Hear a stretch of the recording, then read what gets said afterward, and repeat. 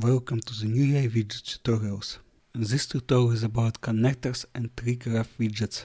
Connectors draw lines from one object to another. Ink can be used not only for the graph, but also for the technology tree or skill tree. The line can be straight or with right angles. You can specify the start and end position relative to the border, arrows and their size if needed, and line thickness and minimal distance before turning for the line with right angles.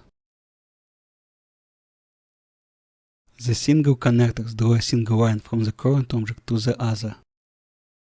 The multiple connector draws a line from the current object to multiple objects. The tree graph widget displays tree graphs. Each node has reference to the nested node, and you cannot have loops or separated vertices.